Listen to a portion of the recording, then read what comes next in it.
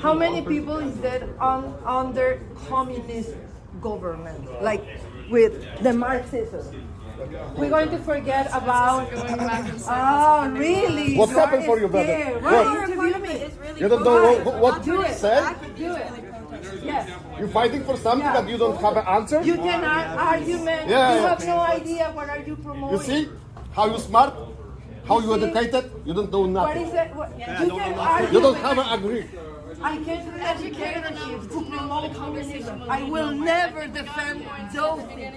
So what should we do? Should we? I have political prisoners in my country. I have to advocate for them, and they are tortured. And what about raped, capitalism? Killing. I asked you about capitalism. Yeah. What about it? You are in a capitalist country. And it's shit. What are you doing here? Why you don't move to Russia? I was born here. Why you gonna move to Cuba? Russia is not communist. Because you will not turn Canada in a communist country if you want to try that. That is not gonna happen.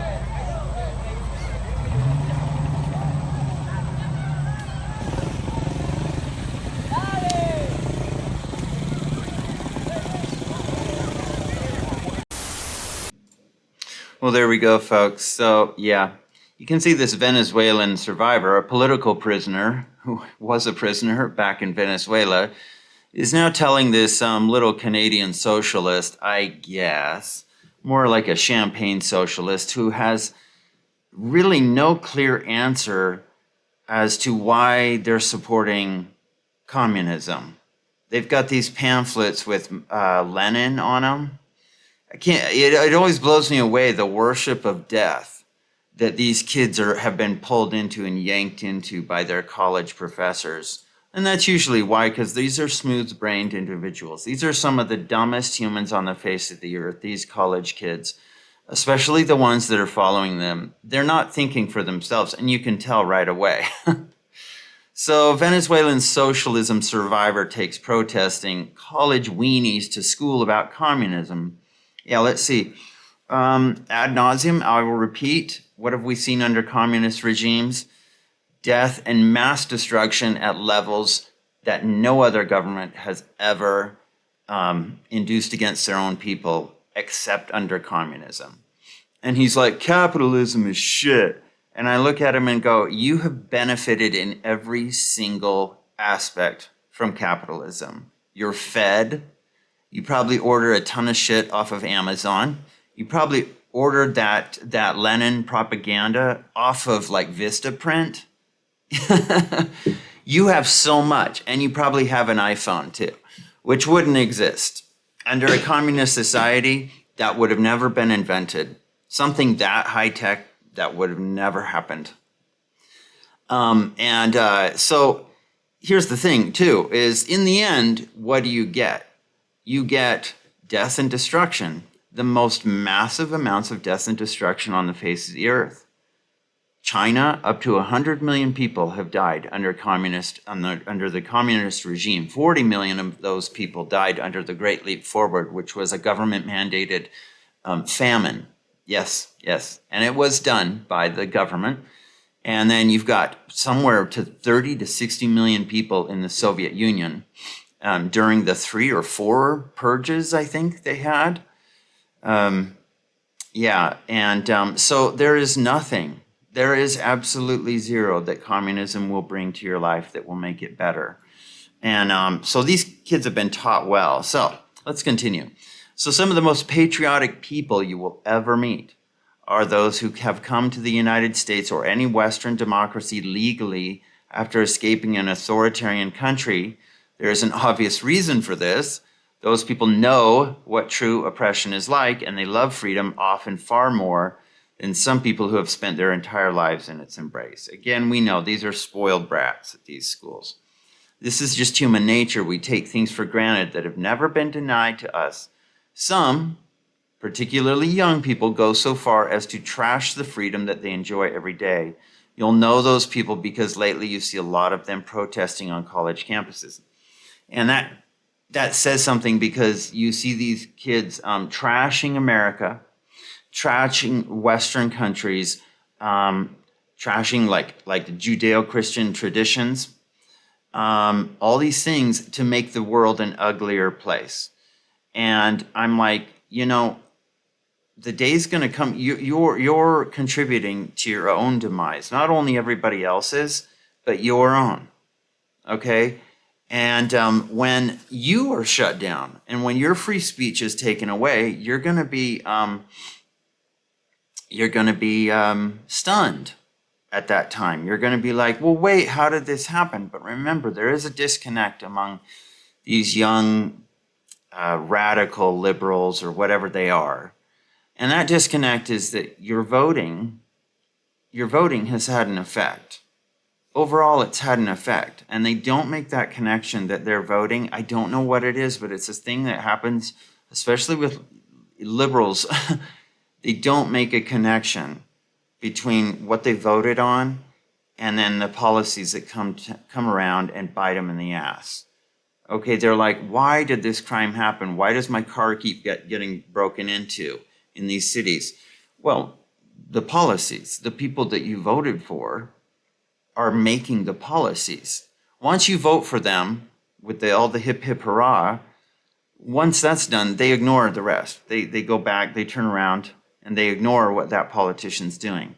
And then they wonder why they get censored later on, or their car keeps getting broken into, things like that, or why they're like, but my taxes, oh my gosh, look how much my taxes are getting taken out of my paycheck. Now, these young pupa, they don't realize that yet because they haven't seen the worth of $1 yet, and they don't know what it's like to have taxes taken out because they've been using everybody else's taxes for their education, especially in Canada.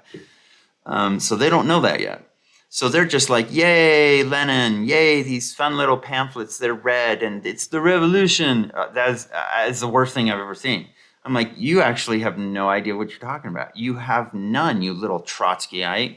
Anyway, so, so I digress. When it gets truly interesting, however, is when someone from that first group, the young people that trash freedom, runs into someone from the second group, the person from Venezuela who was a political prisoner. This week, we were treated to such an encounter with Alessa Polga when she walked up to a table at a Canadian college where students were promoting communist literature, with one of them wearing a keffiyeh, of course. Polga is a human rights activist in Canada and a survivor of socialist Venezuela. Let's watch as she completely dismantles, and we saw that. Okay. So this is a pretty good exchange, and it's just so revealing. But it's revealing about how the indoctrination works at these colleges, how ingrained it is in academia right now in the Western world. I don't know what it is. I don't know why it's so addictive. But the best thing, one of the best, if you watch Yuri Bezmenov, his old videos on this are very interesting. One of these things that communists do is they will come in and they will convince people of how evil capitalism is. Is capitalism perfect? No. But capitalism compared to communism is a hell of a lot better. I promise you, it's a hell of a lot better. And people say, oh, Wall Street capitalism, look at those evil capitalists. And I'm like, that's not capitalism. Those are monopolists. And it's not true capitalism because here's the thing, they're getting subsidized by the government. All those banks got bailouts from the government. Well, us, I should say. That's crony capitalism. That's monopolism. That's not capitalism. That's not free market. So Jason Miara says, a strong pro-democracy Latina meets an ignorant young communist on a college campus. Enjoy. And, he's just like, well, I think this kid, I just so weak. This kid shows it's just cosplay. It's just a play because they're like, wait, you support this, but you don't know the answers to these questions? How many people communism has killed? How many millions of people communism has killed? You don't know the answer to this? So it's the young students clearly have no idea what communism is, as I said, what it has done to people who live under it, and it's not even certain, judging by their giggling recitation of meaningless slogans, which is exactly what it is. But Che Guevara looks so cool on your shirt. Che Guevara looks so cool. Che Guevara, and I've said this before, he was in charge of a prison. I forget what the prison was called in Cuba for a while. Fidel Castro was like, hey, you can be the torturer. You can be in charge of this horrible prison. And in fact, Che Guevara, he enjoyed killing so much. Fidel was just a communist, but Che Guevara was a psychopath, actually. He was more of a Charles Manson individual. He enjoyed killing so much. He actually tore down a wall in his office in the prison and put a glass pane there so he could watch the 50 executions per day that they were doing. So he could just watch it from his office window. Yeah, he's a psycho. And he executed people directly himself. He was more than happy to. So Che is super cool. He looks so cool. I'm like, is that it? That's your whole argument? He looks cool? He's a murderer, but he looks really cool. Whew, kids.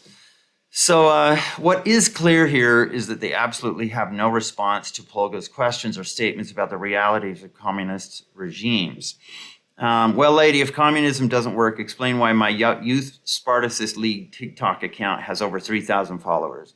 And the Youth Spartacist League is some sort of like Trotsky followers, something like that. They're followers of Trotsky's philosophy. I think it is. Here it is. A Trotskyite political grouping in the United States section of the International Communist League. The Spartacist League named themselves after the original Spartacist League of the Weimar Republic in Germany. Okay. Leftist activist coalitions, wide-scale social justice protest movements. Well, communists are behind most of this because one thing communism does best at is it puts on a veneer that it is something other than what it is. It comes across as, hey, we're doing social justice. But the end result of all this social justice and world revolution talk is you always, always, always end up in a gulag or executed. Promise. This has nothing to do with social justice. None of it does at all. They are immature little cosplayers and nothing more. Jeffrey Flyer says, I'd very much like to see a psychological, cultural, and intellectual analysis of the path that resulted in a college kid supporting Intifada rallies from explicitly Marxist perspectives. It certainly wouldn't be pretty. Something tells us that their college professors were instrumental in laying out the path for these kids. Well, we know this now. Imagine supporting Lenin and thinking you're the good guy. Yeah, Lenin was not the good guy. I promise you, he was not the good guy. He was a terrible person. He was terrible. Yeah, his mass, he was instantly, as soon as he got power, the executions began, the mass executions began. And the first purge. Now, people don't know very much about that purge, but Lenin was the one who started the purges. Stalin just took the mantle and ran with it. But he started the purges, and the first big one was against the serfs. Lenin also oversaw the death of about 6 million Ukrainians starved to death because of Lenin, because they just had it out for the Ukrainians. They just didn't like them. Starved to death 6 million Ukrainians at the time. In fact, there was a poster in Ukraine at the time. Cannibalism was going on under Lenin because they were starving so badly. In one city in the Ukraine, the police started putting up posters saying, please do not eat children. You're breaking the law and it's ethically and morally incorrect. There's a poster like that going around. Now, this is real. This is real. You say, oh, wait a second. This can't be real. I highly recommend you read up on this stuff. Okay?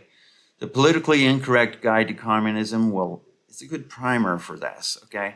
So, the aficionado of fine bourbon, even the child to which she is speaking is not taking his talking point seriously. That is true. The way he acted, I was like, you're not even serious about this. So why the hell are you out here, dude? You're supporting the most heavily genocidal regimes in the world. These children were spoon-fed. Communist Marxist lies most of their lives. They cannot speak intelligently about the issue, so they parrot the talking points of the communists, ignorant children. That's about right, just ignorant. In communist ideology, they are known as useful idiots or dupes. The Trudeau government loves them, but they are in for a rude awakening if they ever achieve the goals laid out in their pamphlets. That's the thing, I keep saying this. These kids don't know that they're rooting for their own demise.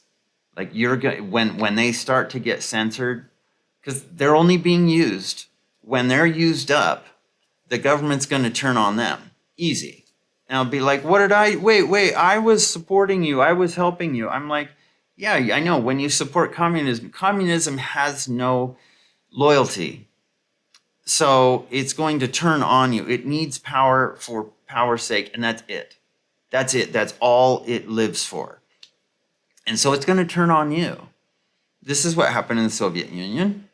In the second purge, who did they go after? They went after the useful idiots that helped them get their power, that helped Lenin and Stalin get all their power. They turned on those radicals. They turned on all the Antifa types and the radicals, and they threw them in the gulags, and they executed them en masse. So these people don't realize what they're getting into. They think it's fun. It's cosplay. Look at me. I have followers on TikTok. See, I'm wearing a Che Guevara shirt. I'm so cool. Like, you might as well have Jeffrey Dahmer on your t-shirt. Woman from Venezuela tells the misfit communist students in Canada, you have no idea what you're promoting. They don't. Our second favorite part after that was when she told him in no uncertain terms that they would never bring communism to Canada. Oh boy. I guess it's there, and it's taken a foothold. But I hope there's enough pushback. I don't know. We'll see. We also enjoyed the young man who looks like he has never lacked for any comfort provided to him in Canada. He tells her that capitalism is shite, and then she asks why he doesn't move to a communist country. He has no answer for that except slogans he doesn't understand. Yeah, remember he did his little fist pump? Yeah, the revolution. Really, you're going to handle all that blood? Are you going to be able to deal with that? When the deaths and the killings start, how's that going to go? Are you going to be able to handle that? I don't know. I don't think so. I wonder if that kid uses his Apple Pay to buy his Tim Hortons every day. Maybe in his communist utopia, everybody gets a government hat that they can wear backwards. Isn't that true? And here's the thing, too. I'm thinking, well, kid, when you're done with your little fun display here, when your cosplay's done for the day, you guys can pack up your shit and go down to Starbucks and then pass by Barnes and Noble too, and then maybe go by Chipotle after you're done. I guarantee these will not exist under communism. This type of luxury, the fruits of capitalism that you're currently enjoying, no, this will not be there, son. That's why you're an idiot. That's why he kept trying to control it. And I hate when they do this because he had no answer. He's like, shh, shh. You notice they do that a lot. This is like a way of, it's a way of trying to control the conversations. And often people who don't have the answers to things, they will do this. Because I'm like, the lady's not yelling or anything. She's just talking to you. But he's like, oh, no, don't show this. Don't show this. We don't really have answers. This is just a veneer. This is supposed to be just kind of fun for us. That's all it is. But she's taking him to task. She's going, welcome to reality. Do you know what you're actually supporting? Anyway, so for someone who hates capitalism, he sure seems to enjoy its bounty. The grinning idiot girl wearing the keffiyeh and arm tats is exactly the reason why the profound evil of communism must be taught in our schools. Jason Bedrick says, watch this punk college kid tell a Venezuelan woman who witnessed firsthand what communism does to a country that the revolution is inevitable. This is your brain on Marxism. The revolution is inevitable. Wow, how glorious it's going to be. And we've seen it already. Not once has it ever worked out, but it sure has killed a lot of people. Lots of people, mass incarceration and mass executions. Yep, graves. How much of Siberia? There's so many areas of Siberia that are filled with these people. The Kolia mines in Siberia, you want to talk about that, kid? You know, how many thousands of people died in those mines? Yeah, I don't think you know about that. He looks like he would last a single day if the revolution ever did begin. The revolution is not inevitable, and neither is idiocy. Idiocy seems inevitable. Thank you, Alessa, for schooling these petulant communist children. These brainwashed kids with smug smiles laughing at Alessa, human rights warrior and victim of the last century of Chavismo, which is Chavez, Hugo Chavez, who was the big socialist in Venezuela, who caused it all. Oh, he was so popular. And then the next thing you know, Venezuelans are running around trying to stone a cow to death in a private rancher's field to get some food. Yeah. So the revolution is inevitable. They live in Canada and can't even answer a simple question. How many people died under communism? The question she asked was that. And of course, they have no answer. Ignorance and arrogance are the world's worst combination. It looks safe to assume that Orwell's Animal Farm is no longer part of the recommended reading list at schools. Of course not. No, no, no, no, no. Okay, but we shudder to think what is on their required reading list. Miss, with all due respect, I can do what I please, but you don't live under communism, bro. And boom, there it is. This is what these students can't possibly grasp because they know nothing. Woe unto them if they ever get to the find out phase of trying to usher in Marxism. They would do well to heed the advice of Alessa Polga, who does know whereof she speaks, but we're not holding her breath. Yes, she was a prisoner in Venezuela, a prisoner of communism. She knows. And quite a few Venezuelans know what it's like to starve now. Whereas it didn't take long. Within a 10-year span, they went from, wow, this is great, Chavez is so wonderful, to starvation. So anyway, the joys of communism and socialism, I promise folks, they just reap sorrow and doom. I promise. That's what they do. So anyway, I thought you might like that. But yeah, so if you like the video, please put a like on it. And let me know what you think in the comments. So I'll talk to you later.